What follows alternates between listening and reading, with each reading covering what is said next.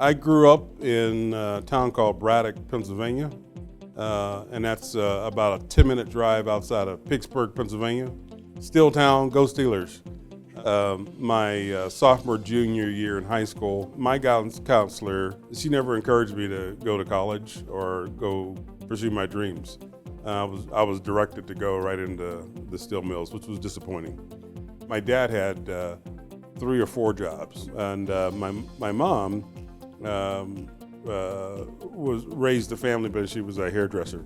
In fact, she used to do L.C. Greenwood's hair, the famous Steeler linebacker. And so the work ethic was instilled in me from both my parents. They just always worked multiple jobs.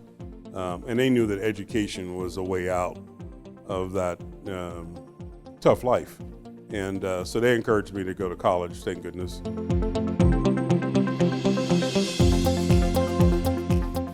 I spent time with Andy Young. Andy Young was the person that was the head of the United Nations during the Carter administration.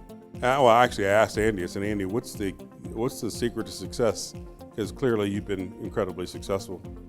And he said, well, Vernon, you got to think about this as kind of 3 parts. I said, okay, 3 parts. One is you got to make sure you look the part that you want to be in.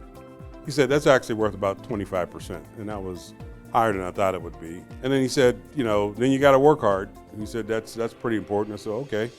So how much is that worth? He said, about 25%. Well, what's the third? He said, it's who you know and how you networked in. You got to have mentors. You got to have a support network around you that's going to help you advance. Let's not kid ourselves. This is a global workforce, a workplace, and it's very dynamic. And if companies are looking for folks that have the diversity of thought, diversity of experiences, diversity of different living experiences, because you can bring all that to the table, and they're going to pay top dollar for that.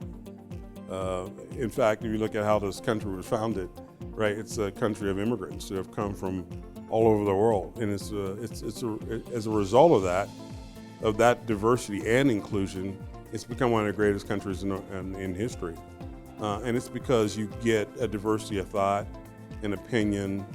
I think it's also an accelerator, right? Because just think if everything was homogenous, you would tend to probably come up with the same answer every time. Whereas you've got the diversity of thought and different people at the table, you're just going to get a multifaceted view, and you're going to execute quicker.